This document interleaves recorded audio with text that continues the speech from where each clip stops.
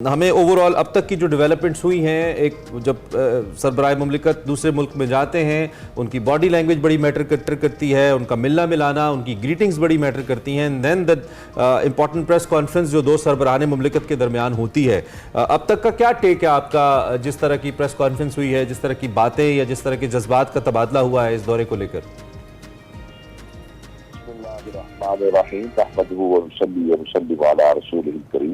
देखिए, गुजारिश ये है कि सबसे पहली बात तो ये है कि अल्हम्दुलिल्लाह पाकिस्तान की सियासी और अस्करी क़यादत की कोशिशों से पाकिस्तान जो एक सफारती, जिसे आप कहते हैं महाज है या सफारती पाकिस्तान की कोशिशें है,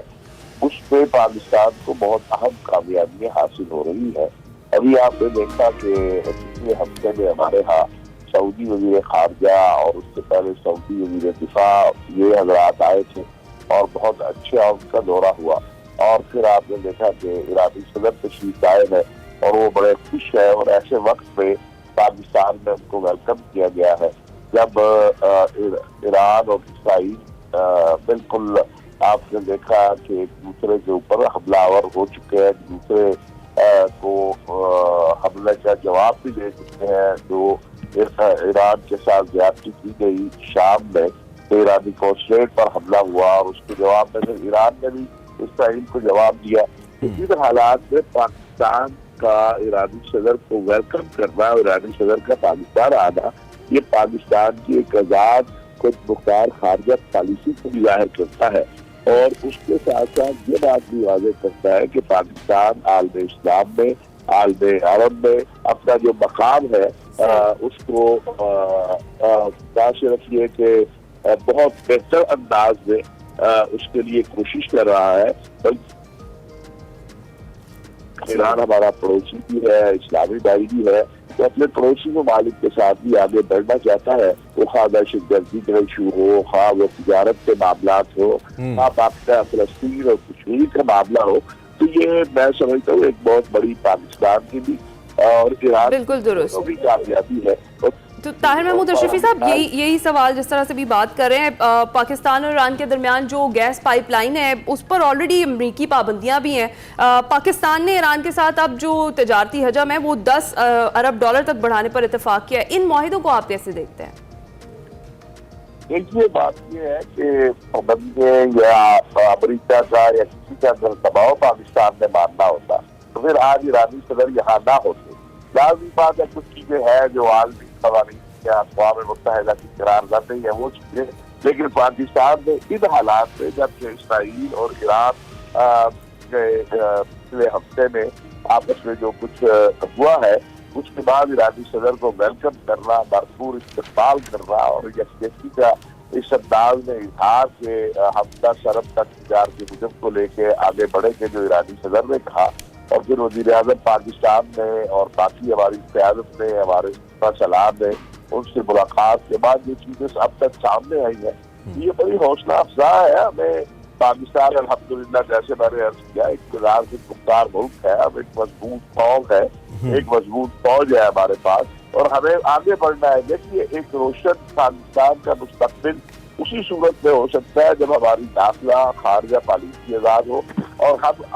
बैरत के ऊपर जो है अपने दोस्त ममालिक के साथ, अपने हमसाया ममालिक के साथ आगे बढ़े। और ये मैं कहना चाहता हूँ कि ये एक बहुत बड़ा पैगाम है फलस्तीनियों के लिए कि दोनों तरफ की क़यादत ने, यानी पाकिस्तान के वज़ीर आज़म और ईरानी सदर ने और बाकी क़यादत ने एक बड़ा वाज़ेह पैगाम दिया है। फलस्तीन के मसले पर, कश्मीर के मसले पर कोई कंप्रोमाइज नहीं हो सकता है। अक़वाम मुत्तहिदा की करारदादों के मुताबिक इसको हल किया जाए, फलस्तीन पे जुल्म सितम का सिलसिला खत्म किया जाए, फलस्तीनियों को एक आजाद खुद मुख्तार रियासत दी जाए जो रिश्तेदारों खिलाफाल खुद शरीक हो। तो ये एक उम्मत मुस्लिमा के लिए अगर मैं ये बात कहूँ कि पिछले महीने डेढ़ में पाकिस्तान ने बहुत अरसे के बाद, ये बात मैं जरूर कहूँगा कि जो इस्लामी दुनिया में, अरब दुनिया में और आलमी दुनिया में मियां शहबाज शरीफ साहब की मौजूदा हुकूमत जो है इसने और हमारे सिपहसालार जनरल हाफिज सैयद आसिफ मुनीर साहब ने जो मेहनत करके पाकिस्तान के उस मकाम को दुनिया पर वाज़ेह किया है کہ پاکستان کا الحمدللہ اچھا حافظ صاحب، بہت کیا ہے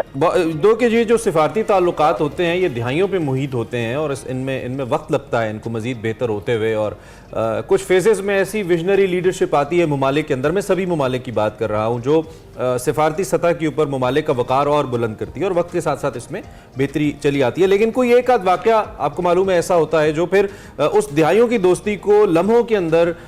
دشمنی میں بھی سم ٹائمز تبدیل کر دیتا ہے یا ممالک کو بہت دور لے جاتا ہے۔ الحمدللہ ایسا کچھ ہوا تو نہیں کہ پاکستان اور ایران میں کسی قسم کی دوریاں ہوں، لیکن ہوتے ہوتے جسے کہتے ہیں نا ایک خدشہ تھا اور وہ معاملہ ٹل گیا، اللہ کا شکر ہے۔ ایسا کیا ہو سکتا ہے، ایسا کیا میکینزم ہو سکتا ہے دونوں ممالک کے درمیان کہ جو حالیہ ہم نے ماضی میں واقعات دیکھے یہ ہوں ہی نہ، اور اگر خدا نہ خواستہ ہو بھی جائیں تو بھارت جیسے ممالک کو موقع نہ ملے پروپیگنڈا کرنے کا اس ساری صورتحال کے اندر، وہ میکینزم، آئیڈیل میکینزم کیا ہو سکتا ہے آپ کے خیال میں؟ دیکھیے بات یہ ہے کہ بھارت ہو یا اسرائیل ہو یا پاکستان کا کوئی بھی دشمن ہو، وہ یہ کبھی نہیں چاہے گا کہ پاکستان کو اس انداز سے کامیابیاں ملے، پاکستان کے تعلقات میں بہتری آئے، اور اس کے لیے وہ اپنی تخریبی اور دہشت گردانہ جو ذہنیت ہے اس کا استعمال کرے گا۔ لیکن جب آپ بات چیت کرتے ہیں، جیسا کہ آپ نے کل دیکھا پریس کانفرنسوں میں بھی اور باقی جگہ بھی، کہ جو ہمارے MOU شائع ہوئے ہیں، باقی چیزیں ہوئی ہیں، ان میں ایک اہم مسئلہ دہشت گردی ہے۔ دونوں طرف دہشت گردی جو ہے وہ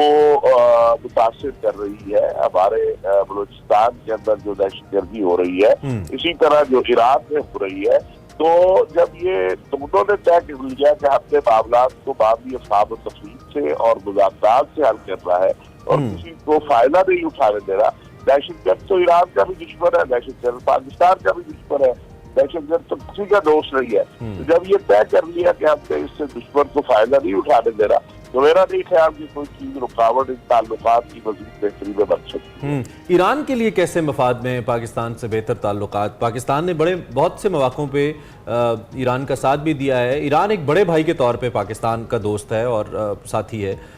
تو آپ کیسے سمجھتے ہیں پاکستان کے ساتھ مفاہمت، پاکستان کے ساتھ بہتر تعلقات ایران کے حق میں کیسے بہتر ہیں؟